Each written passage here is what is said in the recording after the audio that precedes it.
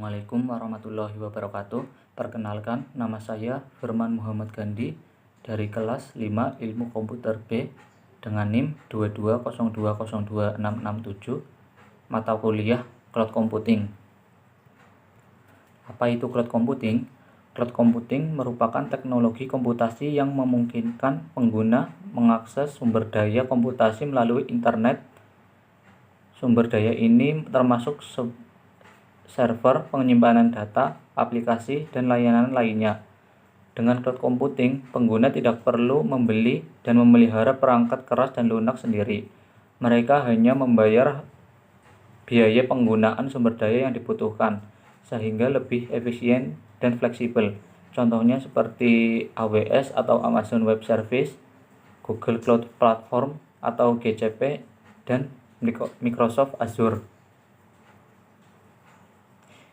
Yang selanjutnya yaitu manfaat cloud computing. Yang pertama yaitu fleksibilitas dan skalabilitas tinggi. Cloud computing memungkinkan pengguna meningkatkan atau menurunkan kapasitas sesuai kebutuhan tanpa perlu investasi perangkat keras. Yang kedua yaitu akses mudah dan cepat. Pengguna dapat mengakses aplikasi dan data dari mana saja, kapan saja melalui internet. Yang ketiga yaitu biaya operasional yang lebih rendah. Pengguna hanya membayar untuk sumber daya yang digunakan, mengurangi biaya operasional. Yang keempat, ada keamanan data yang terjamin. Penyedia layanan cloud computing menyediakan keamanan tingkat tinggi melalui enkripsi, backup, dan kontrol akses. Yang kelima, yaitu ada peningkatan produktivitas. Akses cepat dan mudah ke sumber daya mempercepat proses kerja. Yang selanjutnya ada proses kerja cloud computing. Yang pertama yaitu ada pengguna mengakses layanan cloud. Pengguna mengakses layanan cloud melalui perangkat seperti komputer, smartphone, tablet dengan menggunakan aplikasi atau antarmuka pengguna. Yang kedua yaitu permintaan dikirim ke server cloud. Permintaan pengguna dikirim ke server cloud melalui internet menggunakan protokol komunikasi seperti HTTP atau HTTPS. Yang ketiga yaitu server cloud menerima permintaan. Server cloud menerima permintaan pengguna dan memprosesnya untuk mengalokasikan sumber daya yang diperlukan.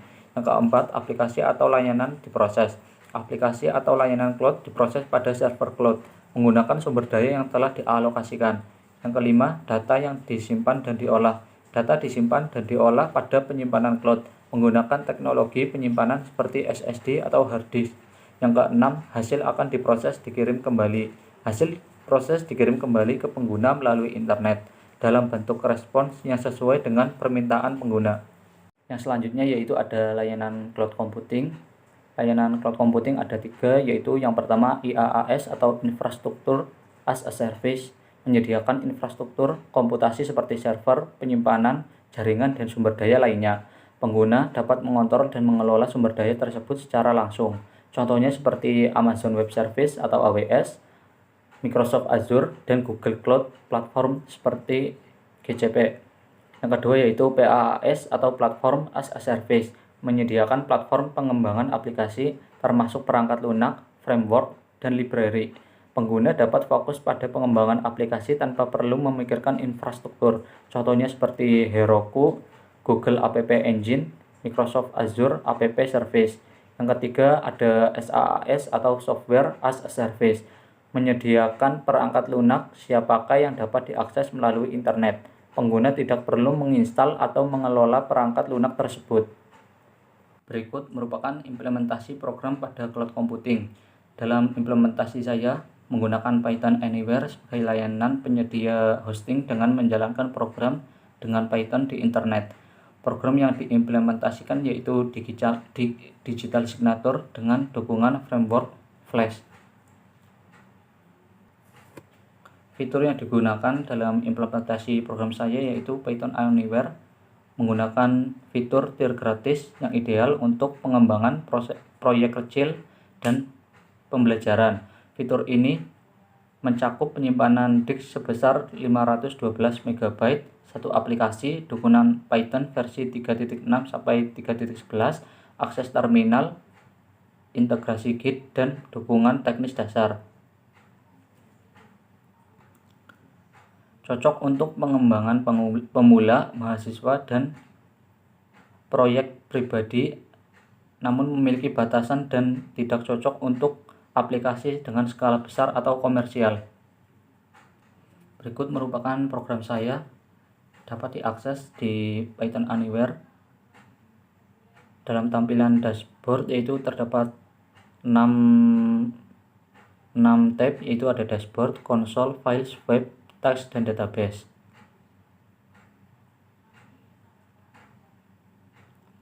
Yang pertama, saya akan mengakses files.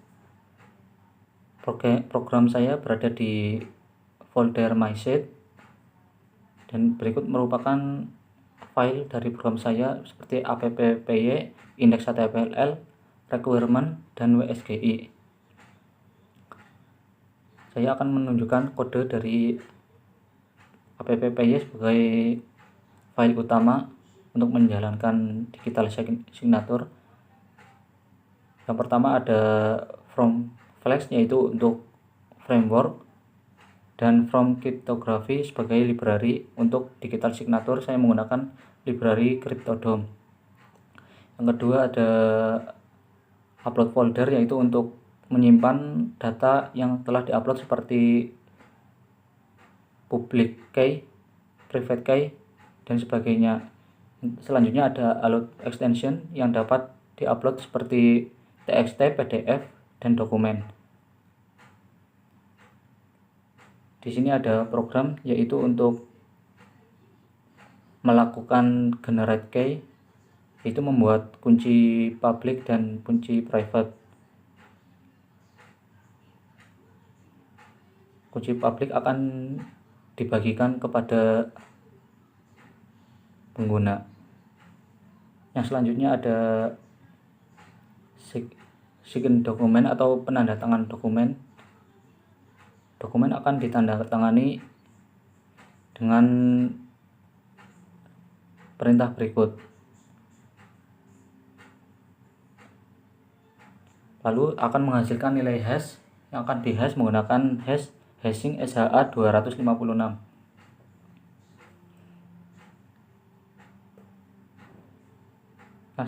Selanjutnya yaitu ada private key. Untuk upload enkripsi data. Yang selanjutnya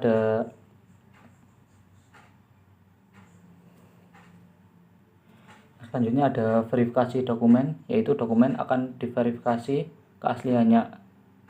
Ada 3 file yang akan dicocokkan, yaitu file yang ditandatangani, original file, dan public key sebagai dekripsi data.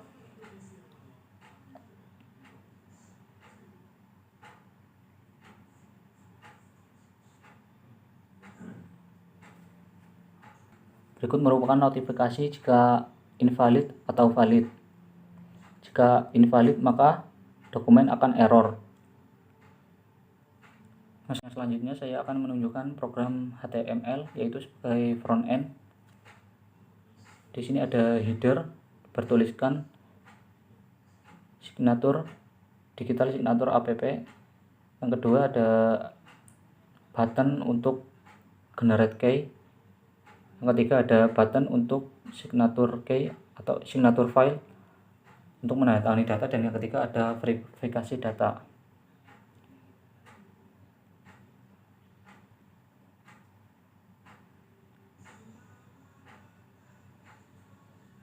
Nah, selanjutnya yaitu ada tab web. Pada menu web, di menu web ada beberapa kategori. Yang pertama yaitu source code, seperti tadi yaitu kode dari programnya. Access log, error log, yaitu menunjukkan error saat membuat program atau program saat mengalami proses running. Ini merupakan error saya. Lalu selanjutnya saya akan mengakses melalui web yang dapat diakses, yaitu https://umamrafa145 www.pythonanywhere.com. Yang pertama yaitu generate cache atau membuat kunci. Kita klik. Setelah diklik maka public key akan otomatis terdownload.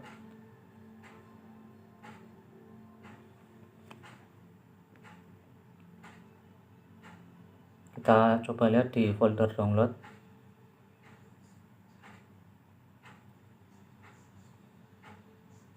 Ini merupakan public key yang tadi telah dibuat.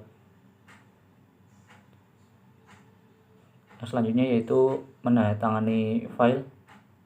Contoh tanda tangan file yaitu file yang akan ditandatangani yaitu use client, kita tanda tangani, maka otomatis file yang ditandatangani akan terdownload. Kita bisa cek di download. Ini merupakan file yang sudah ditandatangani. Selanjutnya yaitu kita akan verifikasi menggunakan original dokumen, yaitu file yang belum ditandatangani menggunakan file asli. Yang kedua signature file, file yang sudah ditandatangani. Dan yang ketiga yaitu public key untuk dekripsi. Kita verifikasi, maka verifikasi akan berhasil karena data belum diubah. Sekarang kita akan mengujinya jika salah satu data kita ubah pada data yang sudah ditandatangani. Kita tambahkan misalnya ubah, lalu kita save, lalu kita akan verifikasi ulang.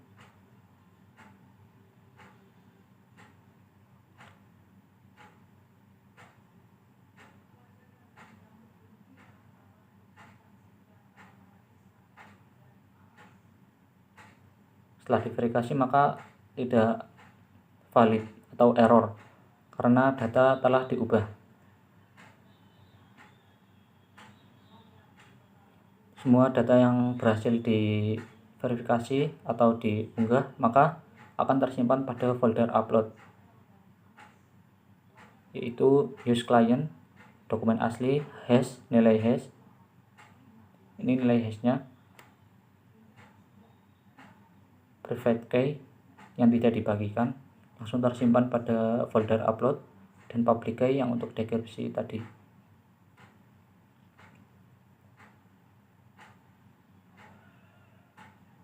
Ini merupakan data yang sudah ditandatangani.